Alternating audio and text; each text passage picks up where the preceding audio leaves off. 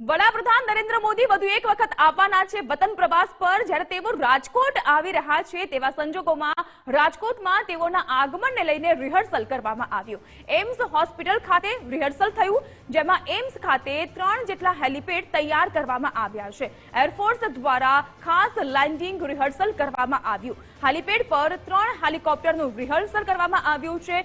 દ્વારકાથી વડાપ્રધાન નરેન્દ્ર મોદી હેલિકોપ્ટર દ્વારા સીધા જ પહોંચશે રાજકોટ એમ્સ ખાતે।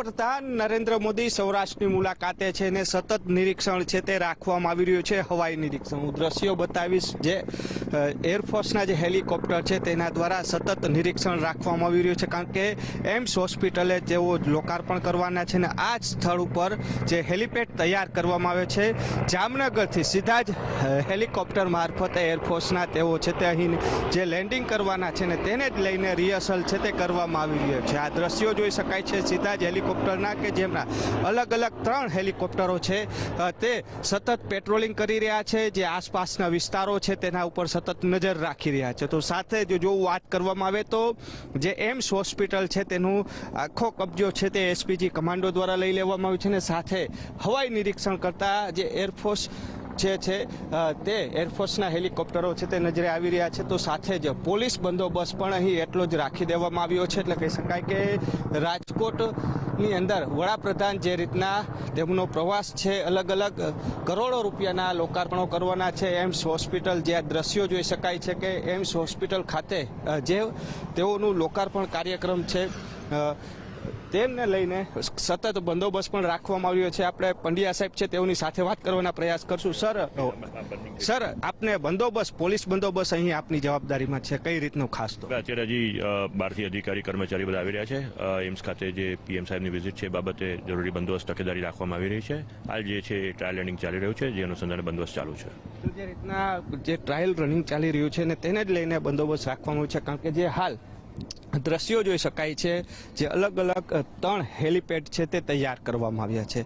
વડાપ્રધાન માટે જે નજીકનું જે પ્રથમ હેલિપેડ જોવા મળ્યું છે તેમનું હેલિકોપ્ટર જે અહીં ઉતરે તેવી શક્યતા છે અને ત્યાંથી બાય રોડ છે તેઓ અહીં પસાર થવા, એટલે કહી શકાય કે સતત હાલ હવાઈ નિરીક્ષણની સાથે સાથે એસપીજી કમાન્ડો દ્વારા એમ્સ હોસ્પિટલની આસપાસના વિસ્તાર છે ત્યાં પણ ચકાસણી છે તે કરવામાં આવી હતી। કેમેરા પર્સન કિશોર વાડોલિયા સાથે રહીમ લાખાણી, ગુજરાત ફર્સ્ટ, રાજકોટ। ભારતીય જનતા પાર્ટીની સરકાર છે એટલે સ્વાભાવિક ગુજરાત એનો લાભ પણ લઈ રહ્યું છે।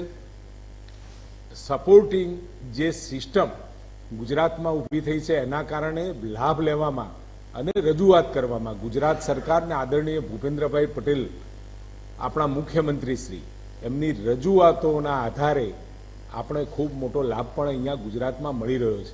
અને મહત્વનો વિષય એમ્સ આપણને મળી રહી છે અને એમ્સની અંદર પણ લગભગ 1165 કરોડના ખર્ચે આખી એમ્સ જ્યારે પૂરેપૂરી અત્યારે તો સુવિધાઓ સભર આપણી આ એમ્સ આપણે ચાલુ કરી રહ્યા છીએ, પરંતુ આવતા સમયમાં 750 બેડ સુધી આપણી આ હોસ્પિટલ તૈયાર થવા જઈ રહી છે અને એના સિવાય પણ ઘણા બધા કામો આપણા ત્યાંથી આપણી ધરતી ઉપર થવાના છે।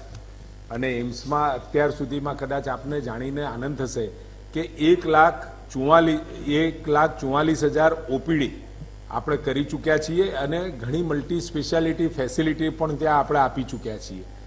આમ એમ્સ 201 એકરમાં છે અને ઇન્ડોર પેશન્ટ ડિપાર્ટમેન્ટ આઈપીડી શરૂ થવાની છે અને 30 બેડનો આયુષ બ્લોક પણ આપણા માટે મહત્વનો છે, એ પણ ચાલુ થવાનો છે।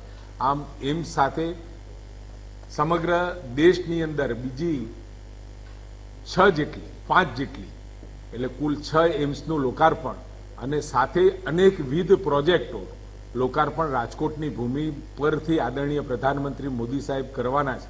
આપણા માટે ખૂબ ગૌરવનો વિષય છે। તાજેતરની જ 22મી તારીખની મુલાકાતમાં વિસનગર, સુરત, અમદાવાદ અને નવસારીની ભૂમિ ઉપરથી પણ અનેકવિધ લોકાર્પણ, ખાતમુહૂર્ત અને એ કામોનો લાભ આપણને મળ્યો છે। અને જ્યારે પણ પ્રધાનમંત્રી મોદી સાહેબ ગુજરાતની ભૂમિ ઉપર આવે એટલે કંઈ ને કંઈ આપણને ભેટ મળતી જ રહે છે।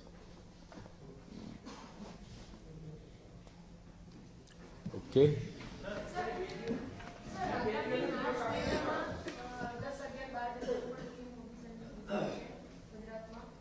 સોરી, માર્ચ મહિનામાં 10-11-12 દરમિયાન PM સરની વિઝિટ છે ગુજરાતમાં?